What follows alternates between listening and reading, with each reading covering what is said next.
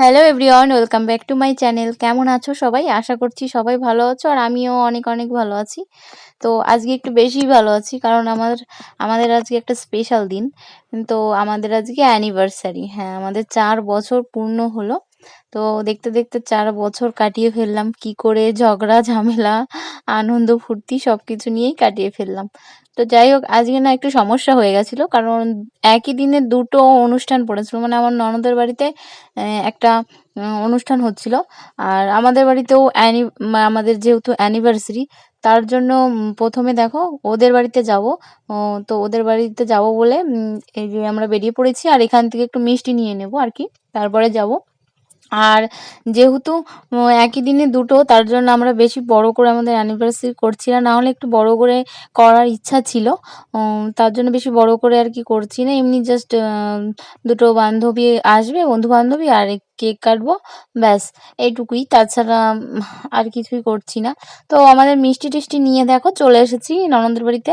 এখানে এসে এই যে আরেকটা ননদ এসেছে আমার, ওনার সাথে একটু গল্প করছিলাম। আর এখানটায় ওই যে ওই দেখো দেখতে পাচ্ছ, ওখানে কীর্তন কীর্তন হচ্ছিল আর কি, গান বাজনা এইসব আর কি হচ্ছিল। তারপরে আমি একটু ঘরে আসলাম। আর এটা হলো আমার একটা ভাগ্নে আর কি, মানে একটা ননদের মেয়ে। আমার তো ৪টে ননদ আর এটা হলো মেজো ননদের মেয়ে আর কি। যাই হোক, তারপরে এখানে এ দেখো ঘরে আসলাম, একটু ঘরে এসে একটু রিলস টিলস বানাচ্ছিলাম। আর আমাদের যেহেতু যাওয়ার খুব তাড়া ছিল কারণ বাড়িতে ওরা আবার চলে আসবে, বান্ধবীরা আর কি।